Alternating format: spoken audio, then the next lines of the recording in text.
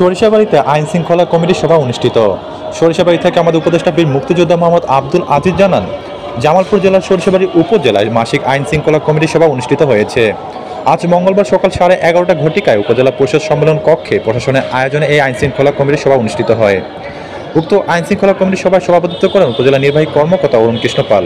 আর উপস্থিত থেকে বক্তব্য প্রদান করেন উপজেলা সহকারী কমিশনার ভূমি লিজার ইসিল, সরিষাবাড়ি থানায় অফিসার ইনচার্জ চাঁদ মিয়া, উপজেলা দুর্নীতি প্রতিরোধ কমিটির সাধারণ সম্পাদক আন্নু মিয়া, সরিষাবাড়ি প্রেস ক্লাবের সাধারণ সম্পাদক জাহাকারিয়া জাহাঙ্গীর, সরিষাবাড়ি উপজেলা প্রেস ক্লাবের উপদেষ্টা বীর মুক্তিযোদ্ধা মোহাম্মদ আব্দুল আজিজ, সাধারণ সম্পাদক তকির আহমেদ হাসু, উপজেলা প্রেস ক্লাবের সাধারণ সম্পাদক জাকারিয়া জাহাঙ্গীর, ইউনিয়নের চেয়ারম্যানগণ, বিভিন্ন শিক্ষা প্রতিষ্ঠানের শিক্ষক ও অন্যান্য সদস্যগণ প্রমুখ উপস্থিত ছিলেন।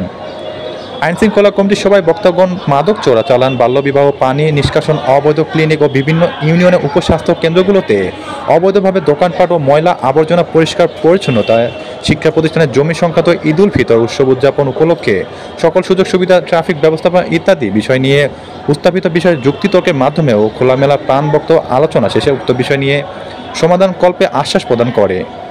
সকলের সহযোগিতা চেয়ে সবাইকে ধন্যবাদ জানিয়ে সভা সমাপ্ত ঘোষণা করেন উপজেলা নির্বাহী কর্মকর্তা অরুণ কৃষ্ণ পাল।